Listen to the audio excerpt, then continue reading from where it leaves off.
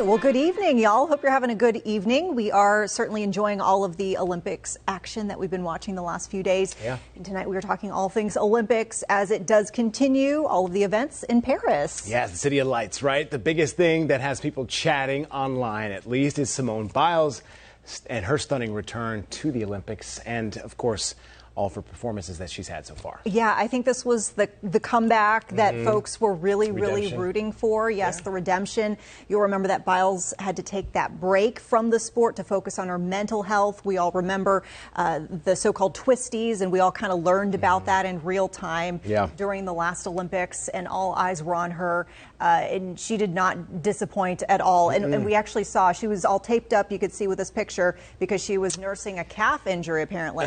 Apparent calf injury, yes, and she's going to head to the team finals, which is going to be an amazing event to watch, not just her, but many of her other Team USA colleagues. So a lot of folks, as you said, have been watching her. Have been talking about that triple flip. I think it's called the double pike. There's your Checo double pike, I think it's called. Yeah. So a lot of folks obviously talking about that. I was also watching a cool clip from NBC, and it said everyone's a Simone Biles fan. Yes. They were seeing in the athletes crowd from China and other teams clapping and really just fangirling over the fact that they were able to see and experience Simone Biles and the performance that she puts on. It's unlike any other. And it's not just Simone. Obviously, the rest of that team is star-studded and ready, I think, to take the gold. Well, you mentioned folks kind of like agog over her skills. Yeah. I mean, you talked about some of the athletes who were watching, but also we saw a lot of celebrities that were in the crowd. We saw like Lady Gaga, who of course performed for the opening ceremony. I think Tom Cruise was there. Yes. All sorts of folks that are, you know, stars in their own right and have a lot of, I guess, goatness about them, if you will. There to see the GOAT do her thing. Well, and it's interesting because we were going to talk about this a little bit later, but I think this is a perfect time to kind of chat about this. Snoop Dogg and Flavor Flav. Oh, my God. A lot of folks have been talking about that. We saw Snoop Dogg in the middle of the crowd with Caleb Dressel's wife as he and the rest of the Team USA swim team took gold there for the medley earlier this week. It was cool to see, obviously, you know, Mr. Dressel, Mrs. Dressel there, and the baby Dressel. And then Snoop in the middle of it all. So, Calvin Brodus. Well, I mean, they are actually adding a lot of flav to the events, I would say. I mean, they're hyping everyone up. You kind of don't know where they're going to turn up, and they've just been popping in on different events and being a great cheer squad, if you will. Yeah, apparently Flavor Flav has become a team mascot of sorts, I think, for some of the sports. So that's cool to see. So yes, you'll have all of those people that will continue to be in Paris, including Biles, obviously topping the charts with that massive 15.8 on the vault, kind of getting back to some of the discussion we've been on Team USA and the gymnastics qualifying. They have an all-around final coming up, so will not be obviously you'll have a lot more there. Indeed. And we also have to talk about Simone Lee if we're going to talk about Team USA gymnastics. She, too, is making a major comeback here. I don't know how many folks really were attuned to this in the last, I guess, year or so, but she has been really working in overcoming kidney disease. And this is something where at some point it sounded like they weren't even sure if she was ever going to be able to do gymnastics anymore.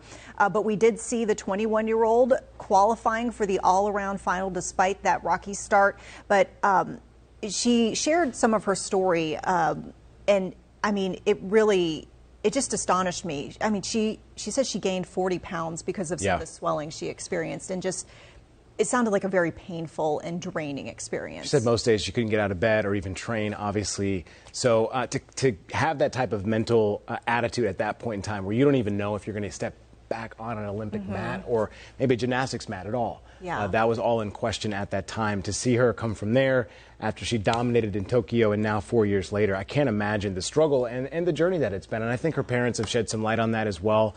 Being a parent myself, seeing a child go through something like that is hard to see, but then to see them back on top of the world like she is now, it's just full circle for her. So. And I mean, when you talk about her and you talk about Simone Biles, like both of them, they've both spoken about how much they've had to work on their mental health because of this, because that's, you see all sorts of factors playing into a great performance athletically, right? It's not just about the physical prowess. You also have to have your mind in the right place. And she talked about going to therapy, and we know that Simone Biles is also talking about how she's working on her mental health ever since having that Twisties episode in Tokyo. Well, you think about it, for 2.5 weeks, these athletes are thrust into the limelight everywhere, internationally. It's not just here in the United States. Their names are everywhere. And then after that, you don't see them for very often. It's something that Michael Phelps talked about over the course of his Olympic Games career, and just dealing with that. Some of that obviously is tough to deal with, especially when you're having to train these immense type of training regimes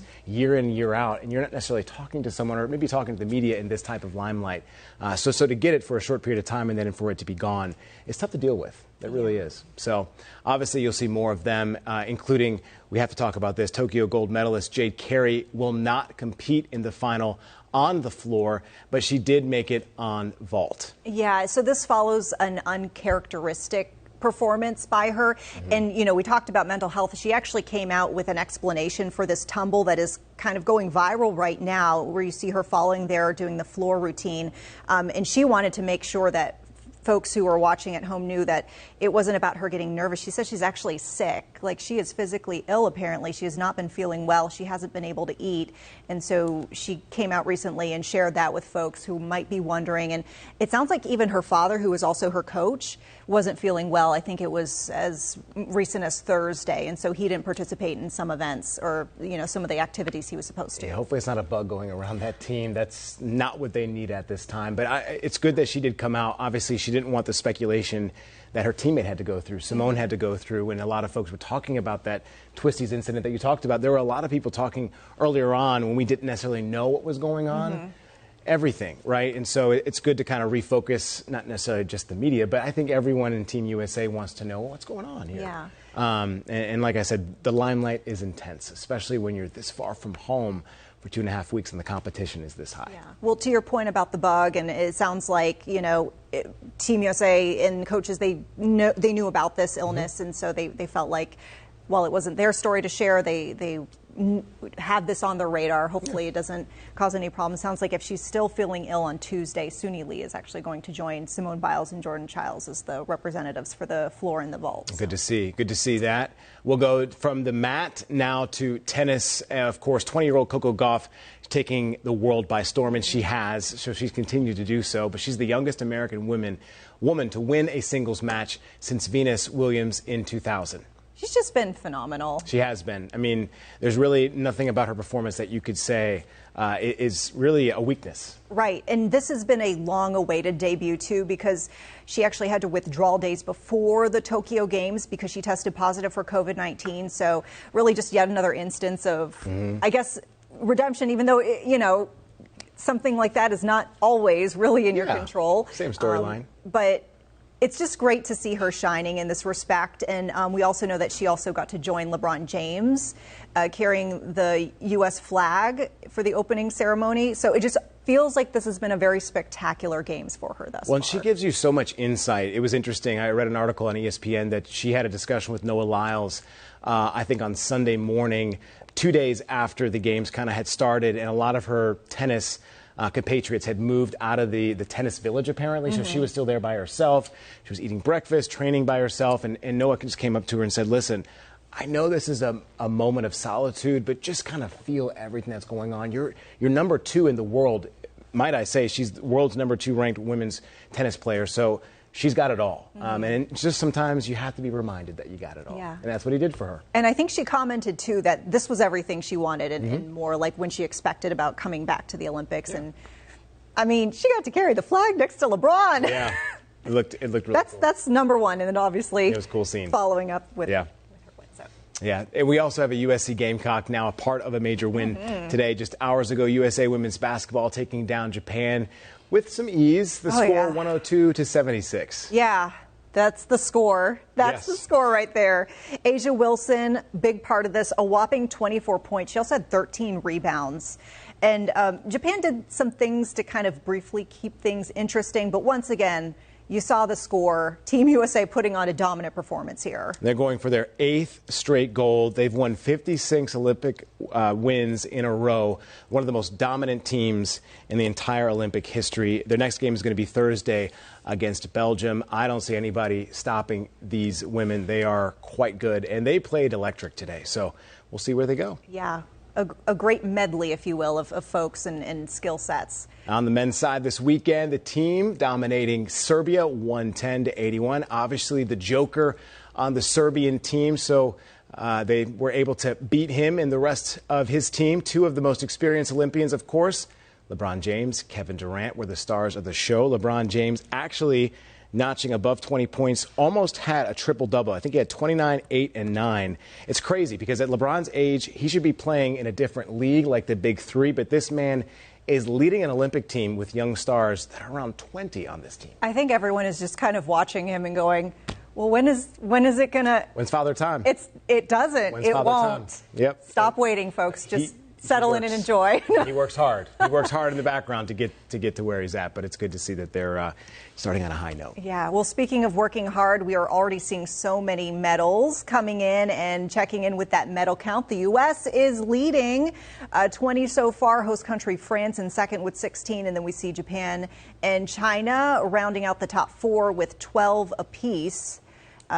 You found something actually interesting, speaking of the medal count. I think this is just crazy to think about. The U.S. has set the record for medals won by any country in both summer and winter games combined. Yeah, so you found this number, but it was 3,000. Yeah. 3,000. Can you imagine? I want to see all of those medals next to each other. Like, what would that fill up? What kind of room would that fill up? An astonishing sight. I do want to point this out. No other country has ever won more than 1,500. So we have the next country beat by that many. Yeah. It's nuts. It's amazing. Our athletes are crazy. Obviously, it's amazing to see athletes from every other country as well perform and compete because, as I said, it's the best in the world. I know. And they just make it look so easy. I feel like, many of us have kind of either dabbled with sports or maybe folks played in like high school, college even. And I'm just like imagining, because I was a swimmer. I mean, I was not great. I mean, it was middle school and I'm just picturing these swimmers and I'm watching them and they're doing the backstroke, which was a stroke I did. And I'm like, gosh, there's no way I could ever be at that level. Yeah. And I just admire the time, because the time and the effort that takes. They do a lot. They do a lot of work. Obviously, like as I said, a lot of work in the background that we don't see for 3+ years. We're finally getting to see the culmination of all of that in front of our eyes. So we cannot forget what's coming up in prime time right here on WCNC Charlotte at 8. Medals are on the line in the women's swimming 400 individual medley final. Then a few minutes later, the men's gymnastics team final. At 8:59, the best in the men's 200-meter freestyle field are going for gold. And at 10:04, you can catch the women's 100-meter breaststroke final. And don't forget, of course, we have all sorts of events to watch on air tonight, but we also have a full menu of streaming events that can catch throughout the day. So you can check out that schedule on WCNC.com right now, and that way you're not missing any action. And you can essentially fill your entire day from eyes open to eyes closed sleeping. I mean, why not? We got watching 2.5 Olympics. weeks only, so maybe we got to wait 4 years for it. So, hey, that's our stream for today. Of course, we'll be doing these Monday through Friday. Yes. Catching you up on all the action on the Olympics. So we're so glad you joined us. Don't forget, keep it on WCNC Charlotte on air because we're about to give you your news update at 7 o'clock. See you then.